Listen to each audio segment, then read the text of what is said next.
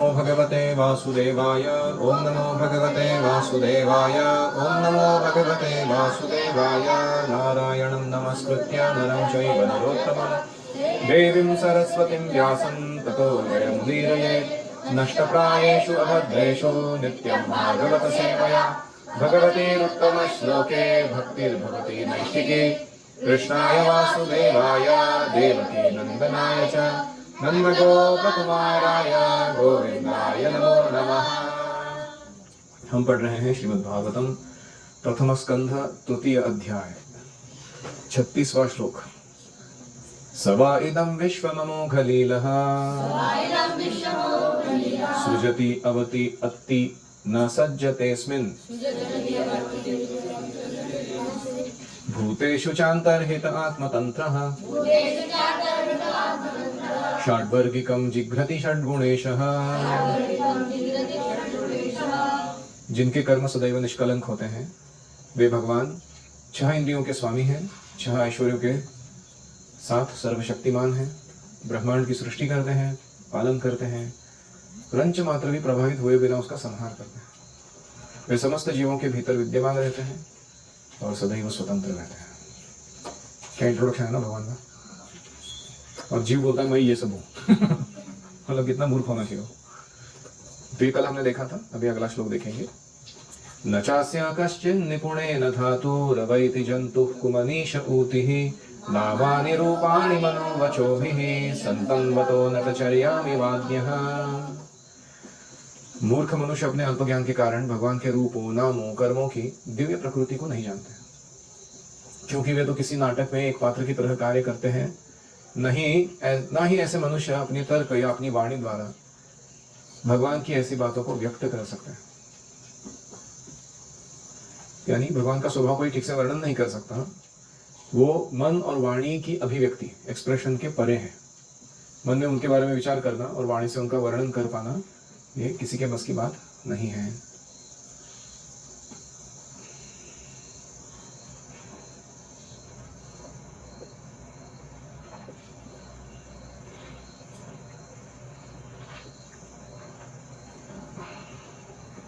तो ये श्लोक पर हम आए थे यस्टरडे। सवेद धातुः परमिं पदस्य दुरंत वीर्यस्य रथांगपाणेः यो मायया संततयानुवृत्त्या भजेत तत्पाद सरोजगंधम्।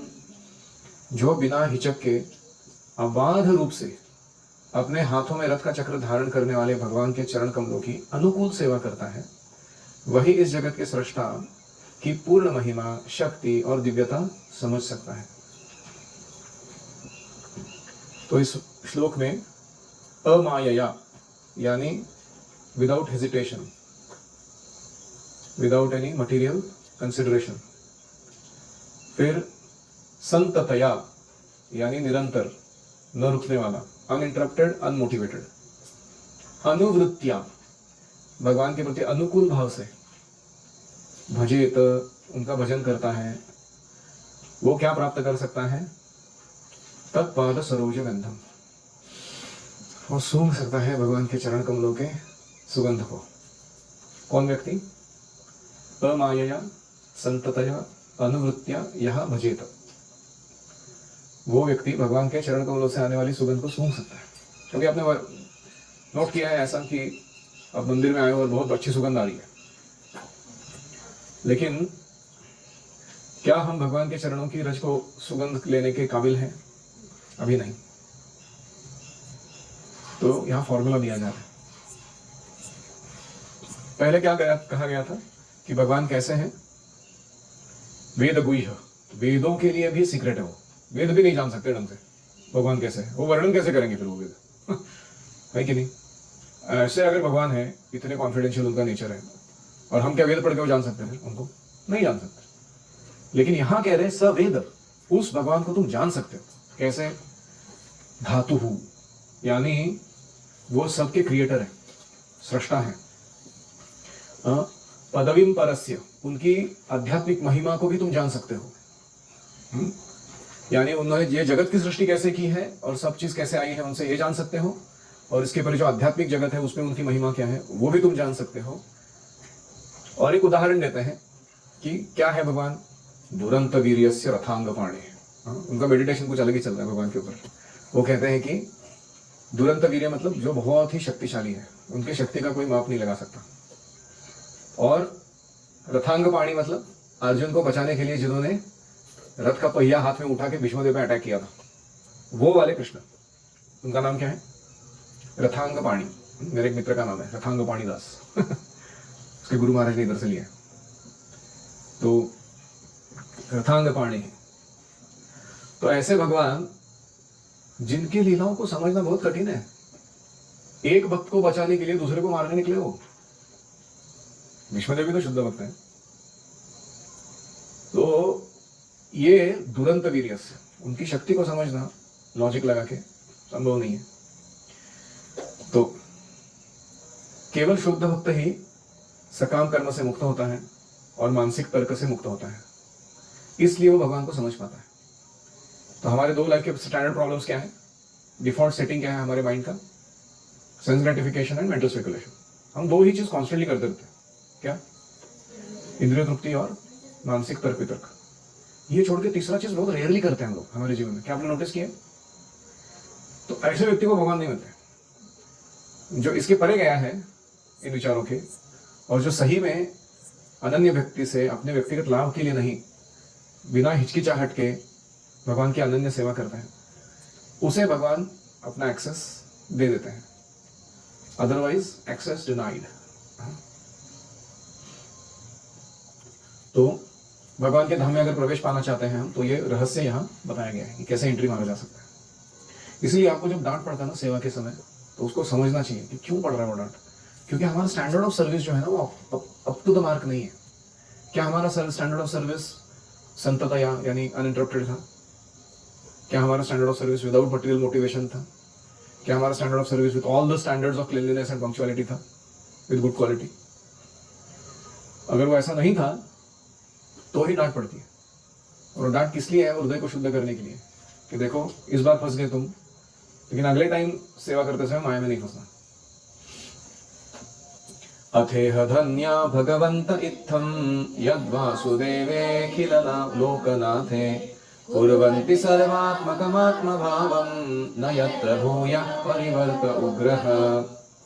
इस संसार में केवल ऐसी जिज्ञासाओं के द्वारा ही, ऐसी मतलब कैसी? भक्ति में सेवा में कैसे बढ़ाऊं और उसका स्तर, गहराई, गुणवत्ता, विस्तार में कैसे बढ़ाऊं, ये जिज्ञासा जो व्यक्ति करता है, उसके द्वारा ही मनुष्य सफल तथा पूर्णतः ज्ञात हो सकता है। ज्ञात मतलब भगवान के बारे में जानने के लिए योग्य बन सकता है। क्योंकि ऐसी जिज्ञासाओं से अखिल ब्रह्मांडों के स्वामी भगवान के प्रति दिव्य आह्लादकारी प्रेम उत्पन्न होता है, और जन्म मृत्यु की घोर पुनरावृत्ति से 100% प्रतिरक्षा की गारंटी प्राप्त होती है। तो कौन सी इंक्वायरीज करनी चाहिए? How to increase our devotional service in terms of its purity and its pleasing ability to Krishna। ये जिज्ञासा करने वाले व्यक्ति को क्या मिलेगा? आह्लादकारी प्रेम भगवान का। प्रहलाद आह्लाददायी ने, जो भगवान प्रहलाद को आह्लाद दे रहे हैं, वो ऐसी भक्ति कर रहे हैं इसलिए उनको आनंद मिला। आह्लाद मतलब आनंद। प्रकृष्ट रूपेण आह्लाद मतलब one is always joyful in Krishna consciousness. उसको क्या कहते हैं? Prahlad. Are you always joyful in Krishna consciousness? Very nice. तो ये पहला है, you will get the pleasure that you are hankering for। हमको दो ही चीज चाहिए ना, आत्यंतिक सुख प्रवृत्ति, where is pleasure, वो एक चीज है, और आत्यंतिक दुख निवृत्ति, freedom from all miseries of life. ये दो चीज चाहिए हमको। तो क्या कह रहे हैं कि भगवान की आह्लादकारी प्रेम मिलेगा, pleasure you will get, and जन्म मृत्यु की घोर पुनरावृत्ति से 100% गारंटी प्राप्त होगी कि वो तुम्हारा क्या कहते हैं, न परिवर्त उग्रह, इस भयानक पुनरावृत्ति वाले जग में तुम नहीं आओगे। विच मीन्स आत्यंतिक दुख निवृत्ति भी हो जाएगी। किस प्रकार से? इन जिज्ञासाओं को करने से। So all of us should constantly work on increasing the quality and quantity of our service. देखो श्रीमती राधा रानी इतनी परिपक्व भक्त है, इतनी परफेक्टेड है वो सेवा करने में। वो सोचती है कि मैं अच्छे से नहीं कर रही हूँ, मेरे को तो और अच्छा करना है। अगर वो ऐसा सोचती है तो हमारा क्या हालत। तो इसलिए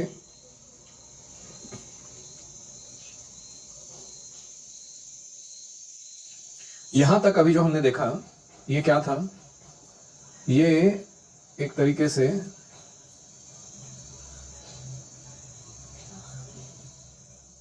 भगवान के इमेजिनरी मटेरियल फॉर्म्स, एक है ईश्वर का फॉर्म, एक है विराट रूप का, फॉर्म ऑफ जीवा एंड विराट रूप, सॉरी नॉट ईश्वर। हाँ, इसका वर्णन हुआ यहां तक।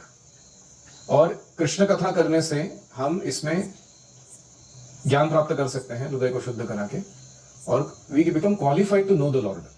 इसके द्वारा इसका चर्चा खत्म हुआ। Inquiries about the lord invoke love for the lord, that's what the verse said. अभी हम टॉपिक चेंज करने जा रहे हैं। टॉपिक क्या है कि how Shrimad Bhagavatam is the literary incarnation of Krishna. अभी इसमें हम 4 चीजें देखेंगे।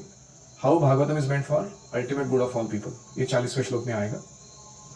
फिर 41-42 में आएगा Shreyas. How Bhagavatam is cream of वैदिक लिटरेचर, सारे वेदों का सार है। और 43वें श्लोक में हम देखेंगे कि भागवतम इज लाइक द सन। कृष्ण जब अस्त हुए यानी भगवत धाम चले गए तो पुनः वापस आए उदित होकर, किस रूप में?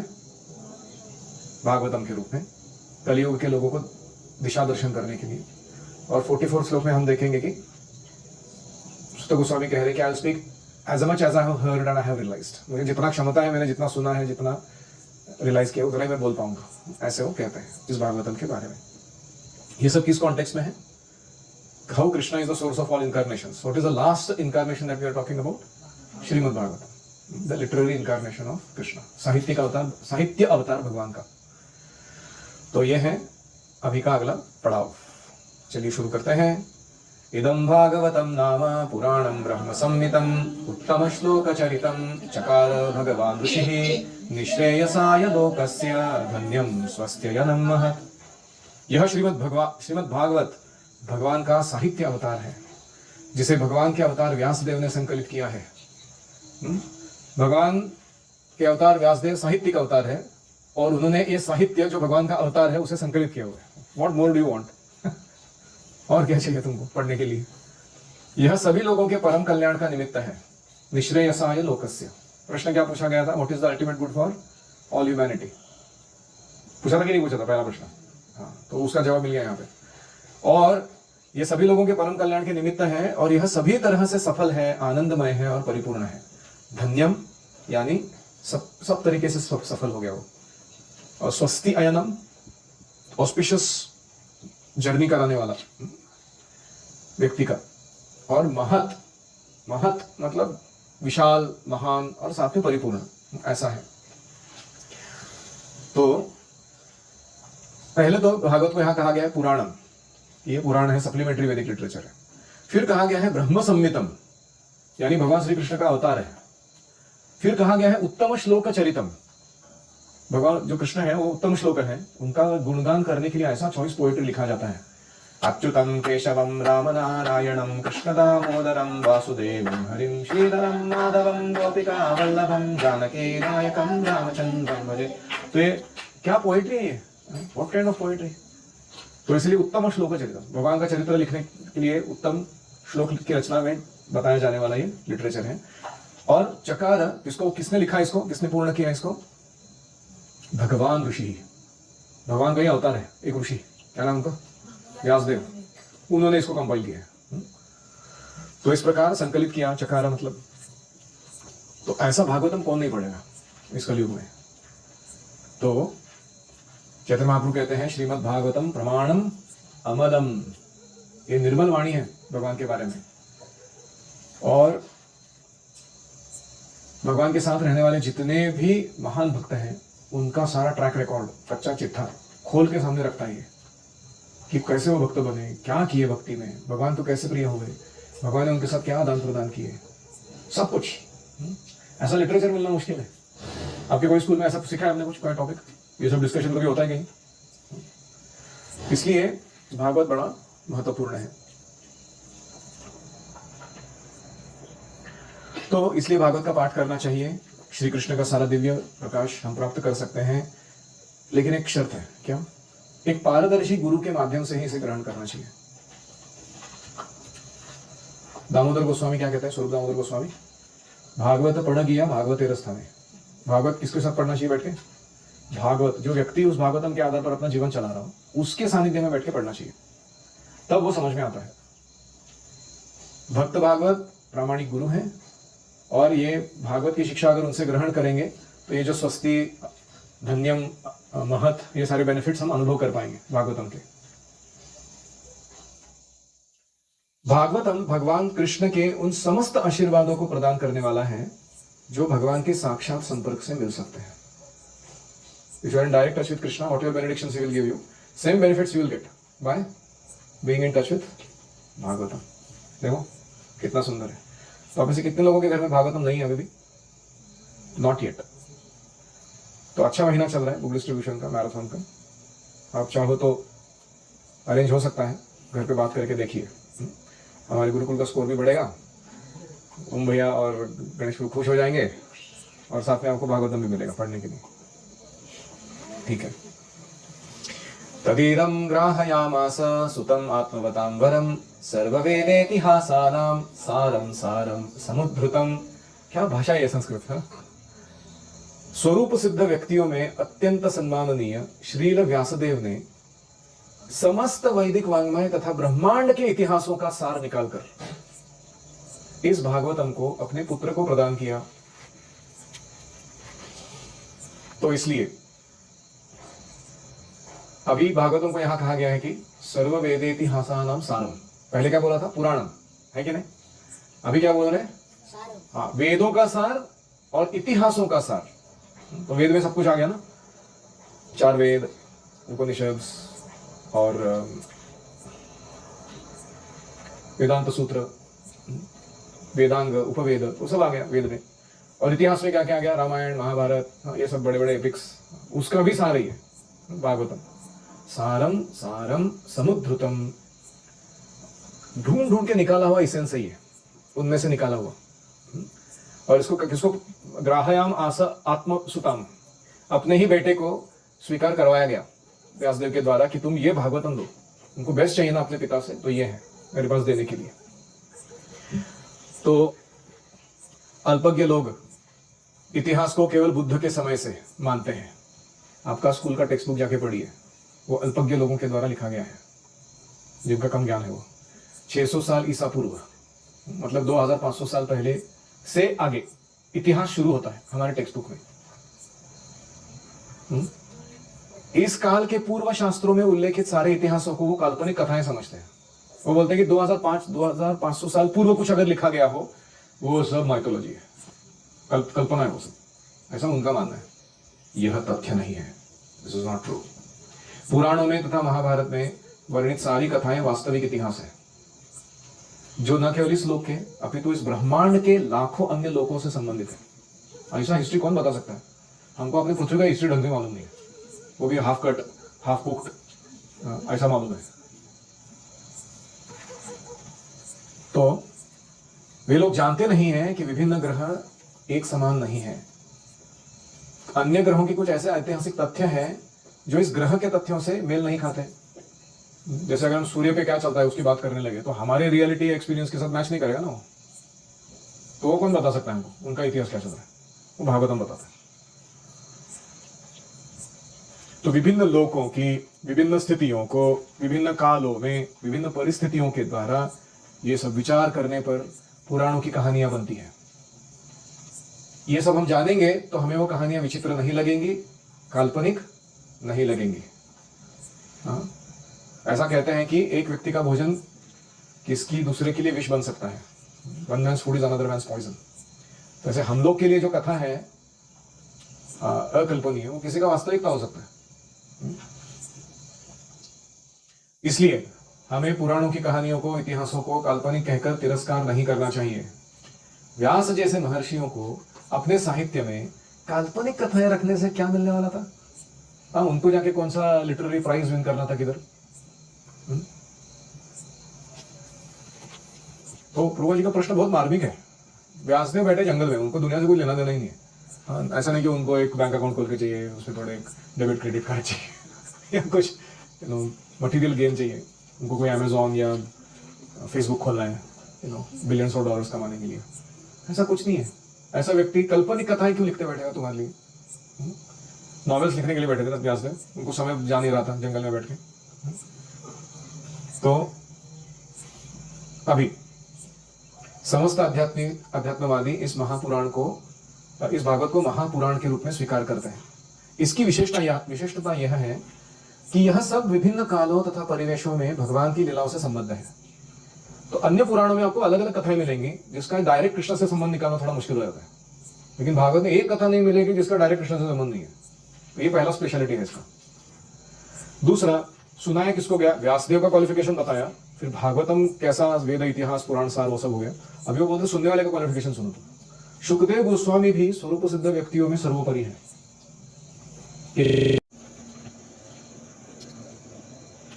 तो ये ग्रहण करने वाले व्यक्ति हैं सुखदेव गोस्वामी, वो भी स्वरूप सिद्ध लोगों में बेस्ट है। इन्होंने जब ग्रहण किया, एक तो व्यासदेव परम विद्वान है, फिर भागवत का विषय वस्तु बहुत महत्वपूर्ण है, और फिर उन्होंने अपने महान पुत्र को प्रदान किया है उसका, इसलिए उसकी तुलना किससे की गई है? दूध की मलाई से की गई है, रबड़ी या बासुंदी के साथ। उसमें कोई पानी है ही नहीं, ऐसे इधर उधर के डिटेल टॉपिक्स कुछ नहीं है, सब इसेंस का इसेंस दिया हुआ है। तो वैदिक मान में मानो क्षीर सागर हो, फिर उसमें से अगर नवनीत निकल आए मक्खन, तो उसी तरह ये भागवत है, वेदों का मक्खन। और इसमें सुस्वादु, उपदेशात्मक और प्रामाणिक विवरण मिलते हैं भगवान के बारे में, भक्तों के बारे में। तो अगले इसमें प्रभुपाद जी बताते हैं कि भागवत को व्यवसाय नहीं बनाना चाहिए। सुखदेव गोस्वामी को भागवत क्यों दी गई? क्योंकि वो भागवत का व्यवसाय नहीं करने वाले थे, इसलिए दी गई। इसलिए मैं तुमको क्वेश्चन दे रहा हूँ, मैं तुमको भागवतम पढ़ाऊंगा, not you should become a professional reciter. जैसे मैं पैसे ले रहा हूँ तुमको भागवत सुनाने के लिए, नहीं, ये पूरा डिवोशनल प्रक्रिया है। इसमें किसी भी प्रकार का भौतिक अपेक्षा नहीं रख सकता कोई भी व्यक्ति। अभी वो कहते हैं जो व्यक्ति ऐसे प्रतिनिधि से भागवत ग्रहण करता है उसको सबसे बड़ा लाभ प्राप्त होता है। ऐसे प्रतिनिधि से ग्रहण करो जो संन्यास आश्रम में हो और जिस पर परिवार का बोझ ना हो। दूध सचमुच उत्तम और पोषक होता है, लेकिन अगर सांप का मुंह उस दूध को छू देता है तो वो दूध पोषक नहीं रहता, है कि नहीं? ऐसे ही भागवत बड़ा पोषक है, लेकिन अगर कोई भौतिकवादी व्यक्ति अपने मुंह से इसको बोलने लगता है तो वो पोषण देना विपरीत हो जाता है। अनेक श्रोताओं की आध्यात्मिक मृत्यु का कारण बन जाता है वो भागवत सुनना। मतलब क्या है? ये आस्था चैनल या संस्कृति चैनल, ये चैनल वो चैनल, उसमें बहुत सारे लोग आके बहुत सारी भागवत कथा बोल रहे हैं, और उसको सुन के हमारी गलत धारणाएं बन सकती हैं खुद के बारे में, भगवान के बारे में और भक्ति के बारे में, और उसके द्वारा हमारा आध्यात्मिक जीवन फिनिश्ड कैटेगरी में जा सकता है इस लाइफ टाइम के लिए तो कम से कम। क्यों? क्योंकि हमने गलत व्यक्ति से भागवतम सुन लिया। तो समस्त वेदों का यह सार भागवत सारे इतिहासों का भी सार है। कोई कहेगा ठीक है, फिर सुखदेव गोस्वामी से आगे क्या हुआ भागवत का? सतो संश्रावयामास महाराजं परीक्षितं प्रायोपविष्टं गंगायां परितं परमर्षिभिः। व्यासदेव के पुत्र सुखदेव गोस्वामी ने अपनी पारी में, looks like some cricket match हो समथिंग, अपने कालखंड में महाराज परीक्षित को भागवत सुनाई, जो तब निर्जल और निराहार रहकर मृत्यु की परीक्षा करते हुए गंगा नदी के तट पर ऋषियों से घिरे बैठे थे। अब ये जो उन्होंने बोला ना, ये अगले प्रश्न का कारण बनने वाला है। क्या प्रश्न है वो? परीक्षित कौन थे? सुखदेव गोस्वामी उनको कैसे मिले? क्योंकि राजा के पास सन्यासी क्यों जाएगा? और ये राजा भूख प्यास छोड़ के फास्टिंग करते हुए गंगा के तट पे क्यों बैठा हुआ है? ये ऋषि मुनि कौन घेरे बैठे उसको? ये सारे प्रश्न आते कि नहीं? वो आगे आएंगे इसके अगले अध्याय में, और उससे फिर परीक्षित की कथा शुरू होगी आगे। तो सारे दिव्य संदेश को परंपरा से ही प्राप्त करना चाहिए। वैदिक ग्रंथ को या भागवत ग्रंथ को परंपरा पद्धति के बिना ग्रहण नहीं किया जा सकता। अगर ऐसा मिलता है उसे प्रामाणिक नहीं माना जाता। तो इस प्रकार व्यासदेव ने सुखदेव गोस्वामी को, सुखदेव गोस्वामी ने परीक्षित को, इस प्रकार उसमें बैठे हुए सूत गोस्वामी ने जो सुना वो नैमिषारण्य के शौनक आदि ऋषियों को सुनाया गया। इस प्रकार भागवत परंपरा में हमारे पास पहुंच रहा है। तो रोज थोड़ा बैकग्राउंड देते हैं कि महाराज परीक्षित आपको अपनी मृत्यु की सूचना मिल गई थी, उन्हें राज्य परिवार छोड़ दिया था, उपवास करते हुए आमरण वो गंगा के तट पे जाके बैठ गए और उनकी राजसी स्थिति के कारण सारे ऋषि मुनि चिंतक योगी वहां पहुंच गए। सबने उन्हें बहुत सारे कर्तव्य के बारे में सुझाव दिए, लेकिन अंत में तय हुआ कि सुखदेव गोस्वामी से ही भगवान कृष्ण के बारे में सुना जाए। इस प्रकार भागवत कथा आरंभ हुई। मायावादी दर्शन के समर्थक श्रीपाद शंकराचार्य भी कहते हैं, भज गोविंदम गोविंदम भज मूढ़मते संप्राप्ते सन्निहिते काले। मरते समय क्या तुम व्याकरण का डुकरून करण वो सब देखते बैठोगे? हाँ, वाद विवाद करके क्या मिलेगा तुमको जीवन भर?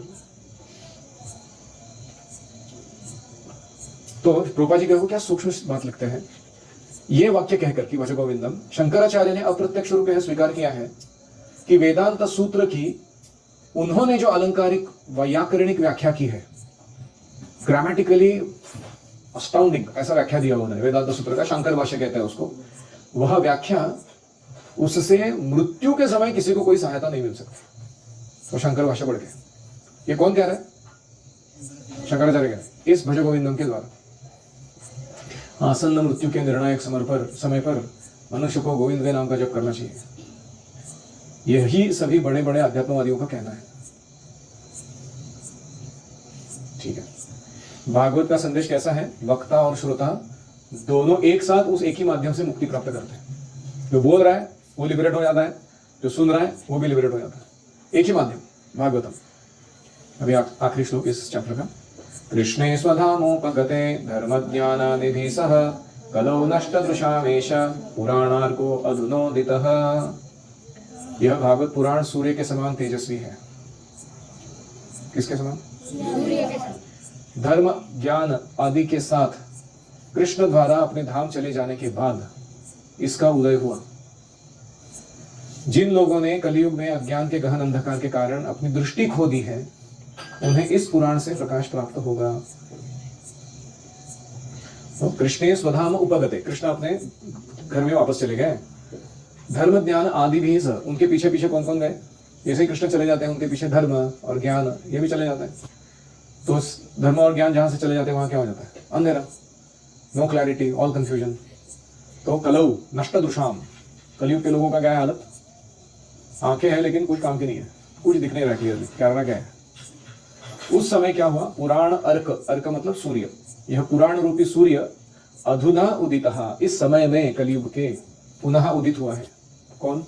भागवतम, जो सूर्य के समान है। तो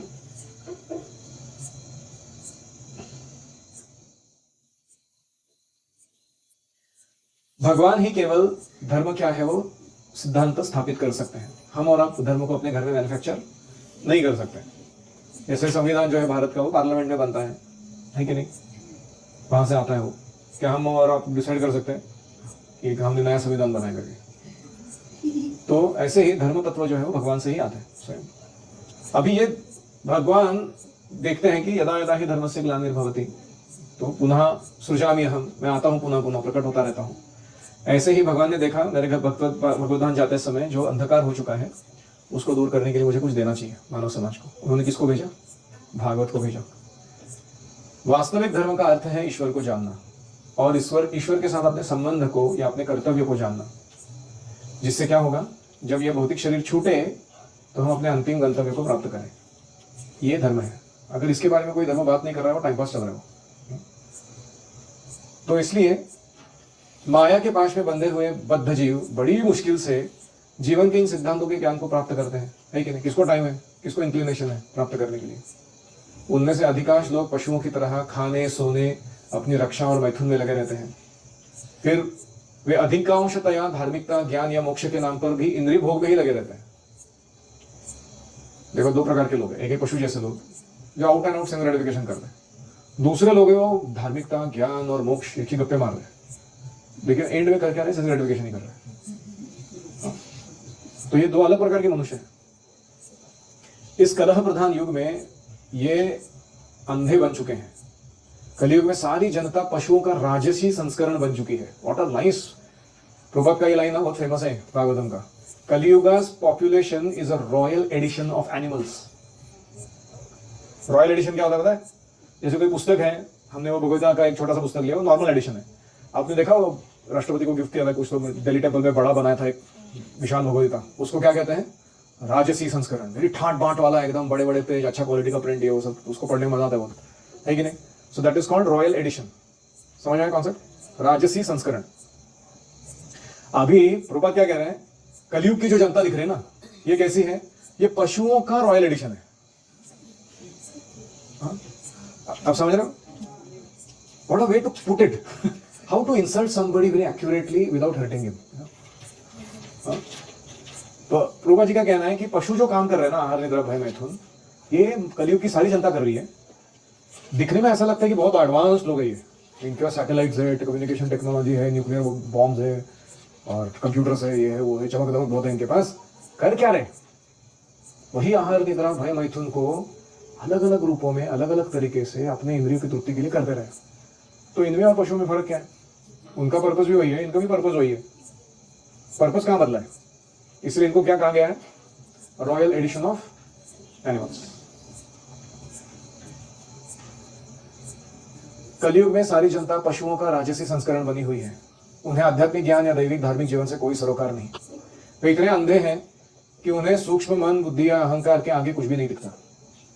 इतने अंधे, लेकिन वे ज्ञान और विज्ञान तथा भौतिक संपन्नता के प्रगति के प्रति अत्यंत गर्व अनुभव करते हैं। उनको लगता है हमने ये सब बना के रखा है, सिविलाइजेशन पावरफुल। वे इस शरीर को त्यागने के बाद कुत्ते या डुक्कर बनने के लिए भी तैयार है, कुकर या शुकर बनने के लिए तैयार है, क्योंकि उन्होंने जीवन के चरम लक्ष्य को दृष्टि से ओझल कर रखा हुआ है। मुख्य उद्देश्य को भूल चुके हैं, बाकी सब टाइम पास चल रहे हैं डिटेल में। इसलिए भगवान कलयुग का प्रारंभ होने से जस्ट पहले वापस गए थे और उन्होंने ट्रेलर दिखा दिया था, मानव को कैसे जीना है, धर्म संस्थापना कैसे करनी है, धार्मिक राजा को कैसे नियुक्त करना है। लेकिन उसके तुरंत बाद क्या हुआ? कलयुग आ गया पिक्चर में। कृष्ण के जाने के तुरंत बाद ही इतना रस हो गया। आप सोच सकते हो कि भगवान का मिशन फेल कराने में हम एक्सपर्ट हैं, ऐसे खतरनाक लोग हैं हम। तो कृष्ण ने देखा, अरे फिर प्रयोजन क्या हुआ आने का? गर्मा अगर हानि होने वाली है तो फिर उन्हें वापस भेजा श्रीमद् भागवतम को। तो पूर्व नारद के माध्यम से उन्होंने व्यासदेव को भागवत को संदेश को संकलित करने का अधिकार प्रदान किया। फिर भगवद्गीता और भागवत, ये दोनों ग्रंथ इस युग के अंधे लोगों के लिए प्रकाश स्तंभ की भांति हैं। इस अंधेरे में कुछ नहीं दिख रहा, दो बड़े बड़े खंभे हो जिस पे फ्लडलाइट लगा होगा, उसको ऑन कर दिया जाए, सब क्लियरली दिखने लगेगा। ऐसे ही एक है भगवद्गीता, दूसरा है भागवतम। इसीलिए लोगों को अगर वास्तविक आलोक देखना है तो उन्हें इन दोनों ग्रंथों की शरण लेनी होगी। इससे उनका जीवन पूरा होगा, जीवन लक्ष्य पूरा होगा। भगवद गीता भागवत का प्रारंभिक अध्ययन है, primary study, preliminary study. And Bhagavat तो जीवन का आश्रय तत्व है, साक्षात भगवान कृष्ण है। जो श्रीमद् भागवत को देख सकता है वह साक्षात श्री कृष्ण को देख सकता है, वे अभिन्न है। तत्र कीर्तयतो विप्रा विप्रर्षेर्भूरि तेजसः अहं चाद्यगमं तत्र निविष्टस्तत् अनुग्रहात् सोहं वष्टावयिष्यामि यथा धीतं यथा मतिः। हे विद्वान ब्राह्मणों, जब सुखदेव गोस्वामी ने वहां पर यानी महाराज परीक्षित के पास जाकर भागवत सुनाया तो मैंने उसे अत्यंत ध्यानपूर्वक सुना। कौन बोल रहे हैं? सुत गोस्वामी, कि उस असेंबली में मैं था। और इस तरह उनकी कृपा से मैंने उन महान शक्ति संपन्न ऋषि से भागवत सीखा। क्या फॉर्चुनेट है सुत गोस्वामी, सुखदेव गोस्वामी से भागवत सुना डायरेक्ट। अब मैं तुम लोगों को वही सब सुनाने का प्रयास करूंगा जो मैंने उनसे सीखा और जैसा मैंने आत्मसात किया। ये जो है ना, यथाधीतम यथामति, ये श्लोक का मेन पार्ट है। अहम श्रावयिष्यामि, मैं आप लोगों को सुनाने वाला हूं, अभी आप सुनिए। लेकिन कैसे, कितना सुना पाऊंगा मैं? यथा अधीतम, जितना डीपली मैंने अध्ययन किया उतना ही बता पाऊंगा। यथा मति ही, यानी मेरी मति या बुद्धि जितना मुझे आकलन दे रही है, उसका आत्म साक्षात्कार हो रहा है मुझे जितना, उतना ही मैं बोल पाऊंगा।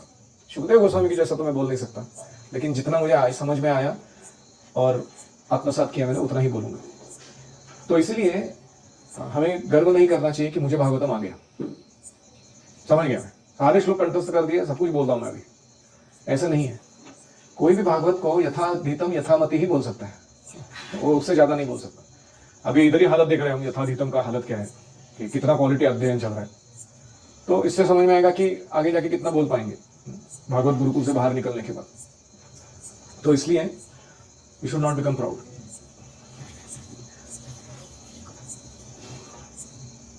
अभी वापस प्रभात रिपीट कर रहे हैं। अगर सुखदेव गोस्वामी जैसे स्वरूप सिद्ध महात्मा से भागवत सुना है तो व्यक्ति को भागवत के पृष्ठों में कृष्ण का प्रत्यक्ष दर्शन होगा। लेकिन यदि कोई चाहे कि वो ऐसा नहीं करे, किसी के, वो क्या लैंग्वेज है, हार्श लैंग्वेज है ना, वह किसी ऐसे व्यर्थ के किराए के कथावाचक से भागवत सीख सकेगा जिसके जीवन का उद्देश्य ऐसा कथावाचन से कुछ धन कमाकर उसे विषय भोग में लगाना है, तो वो भागवत के पेजेस में कृष्ण को देखना संभव नहीं होगा। तो जो भाषा है रूपा जी, व्यर्थ के और किराए के कथावाचक, गाली देने का तरीका ही है। ऐसे लोगों से नहीं सुनना चाहिए। और वो धन का क्या उपयोग कर रहे हो, उससे मिले हुए विषय भोग में लगा रहे हो उसको, और वो देख रहे हैं हम। अभी इंटरनेट पे इतना चल रहा है ये, एक बड़ी सुंदर दिखने वाली स्त्री है जिसको बहुत लोग सुनते हैं, भागवत कथा बोलती है करके, उसके ऊपर सब लोग नाराज हैं कि वो बहुत ऐसे कॉस्टली चीज़ें यूज़ करती है, अपना विषय भूल जीवन चल रहा है, लेकिन बीच में भागवत कथा में बहुत वैराग्य की बातें करती है। Very very risky actually to do such a thing. हमें कम से कम अपने पर्सनल लाइफ में सरल रहना चाहिए, because we are Bhagavatam preachers.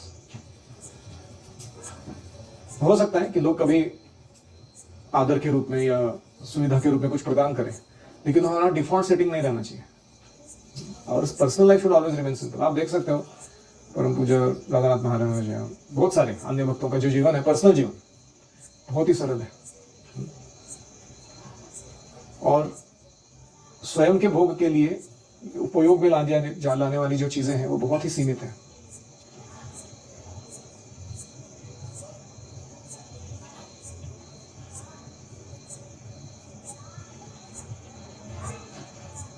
अभी निविष्ट शब्द बताता है कि सुत गोस्वामी ने भागवत के रस को अपने कानों से पिया था। निविष्ट,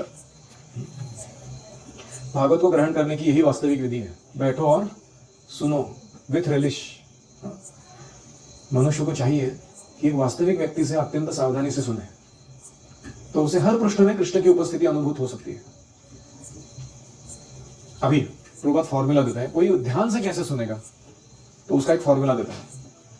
जिसका मन शुद्ध नहीं है वह सावधानी से नहीं सुन सकता। आप देख रहे हो, जिसका मन शुद्ध नहीं हो क्या होगा, he can't sit for long and hear attentively what is being spoken। बीच बीच में मन जाता रहेगा इधर। जो कर्म में शुद्ध नहीं है उसका मन शुद्ध नहीं हो सकता। क्यों? Mind is not pure, because actions are not pure. जो जीवन में कर रहे हो व्यक्ति कर्म, वो शुद्ध नहीं है, इसलिए मन शुद्ध नहीं है।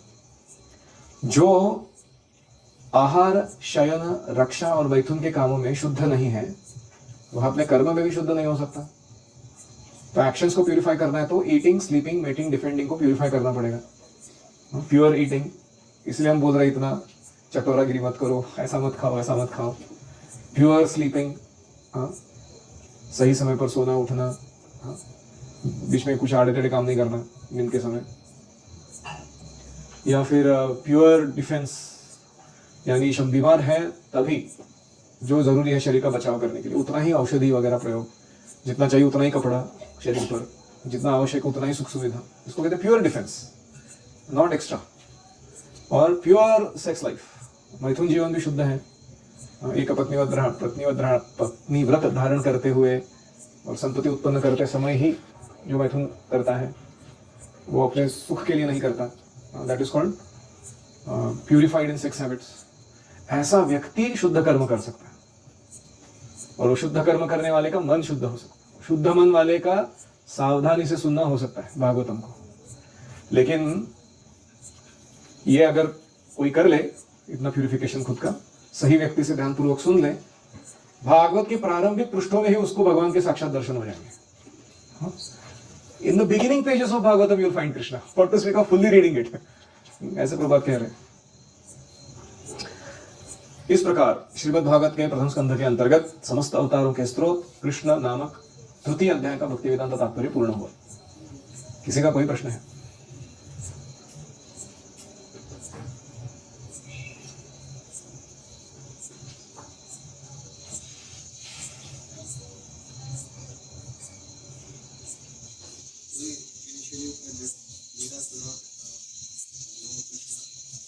I didn't say that. Bhagavatam said it. The word was in the Bhagavatam. Veda गुह्यम वाज द वर्ड, वेदों के लिए भी जो गुह्य है। We can also see Krishna through Vedas. There was a term, Saved. सवेद धातु पदवीन परस्य। How does that happen? वेद एक व्यक्ति है, मानते हो ना? वेद केवल कोई पुस्तकों का संग्रह नहीं है। वेद कौन है? व्यक्ति है, और वो भगवान के विशुद्ध भक्त हैं। वेद पुरुष जो हैं वो भगवान के भक्त हैं, और इस माध्यम से वेदों ने भगवान को जान लिया। जितना भक्ति उनकी क्षमता है उनकी, उतना उन्होंने भगवान को जान लिया। ऐसे वेदों का अध्ययन करने वाला व्यक्ति किस भावना से अध्ययन कर रहा है, वो वेद जानते हैं, क्योंकि वो व्यक्ति है कि नहीं? जैसे आप अब यहाँ पर आए हो गुरुकुल में, आप मुझे जानने का प्रयास कर रहे हो, मैं भी आपके जानने का प्रयास कर रहा हूँ। तो जब वो देखेगा व्यक्ति की इसका भावना सही है, इसकी सेवा वृत्ति ठीक है, और इसका कोई अल्टीरियर मोटिव नहीं है, तो अपने सीक्रेट्स खोल देगा वो सारे उसके सामने। ऐसे ही वेद भी है, जो गुरु की सेवा प्रामाणिकता से करते हैं, भक्ति के लिए उत्साही रहते हैं, वो वेद अपना सीक्रेट्स उनको खोल देते हैं। सब समझ में आने लगता है उनको क्या चल रहा है इनका, क्योंकि वो व्यक्ति है। लेकिन वेदों का अपना पहुंच है, कहाँ तक वो भगवान को रिवील कर सकते हैं। ऐसा नहीं कि उनको सब कुछ ज्ञात है भगवान के बारे में, आप समझ रहे हो? इसलिए वेद गुह्य के दो अर्थ हैं। जो वेदों में छुपे बैठे हैं उनको वेद गुह्य कहते हैं। वेदों में भगवान है, लेकिन वो छुप कर बैठे, वो स्पष्टता से सामने नहीं है। इसीलिए तो भागवत लिखना पड़ा ना व्यासदेव को, खुल के सामने रखो भगवान को सबके। और दूसरा है कि वेदों के लिए जो गुह्य है, ऐसे भगवान, वेद भी जिनको जान नहीं सकते पूरा पूरा, ऐसे भी है भगवान। तो everyone can understand Krishna according to his capacity and fully. जैसे उदाहरण है कि ग्लास में पानी है, 5 लीटर का बॉटल में पानी है, उस 500 लीटर का टंकी में पानी है, 4000 या 40,000 लीटर का जो म्यूनसिपलिटी का टैंक है उसमें भी पानी है, बादल में भी पानी है। सब परिपूर्ण है कि नहीं अपने आप में? फुल भरा हुआ पानी। लेकिन क्या पानी का क्वांटिटी सेम है? नहीं। They are perfect and complete, but yet they are not knowing everything. ऐसे ही हर जीवा का अपना कैपेसिटी है, शांति रस, दास्य रस, वात्सल्य रस, माधुर्य रस। वो जीव में कृष्ण प्रेम का या कृष्ण की अनुभूति का एक भंडार है, लेकिन वो अपने आप में परिपूर्ण है। इसका मतलब ये नहीं कि वो पूर्ण रूप से कृष्ण को जान चुके हैं। समझ रहे? और कोई? ठीक है, श्लोक अच्छे लगे आपको? Very nice. अभी अगले बार हम चौथे अध्याय को देखेंगे, श्री नारद जी का प्राकट्य।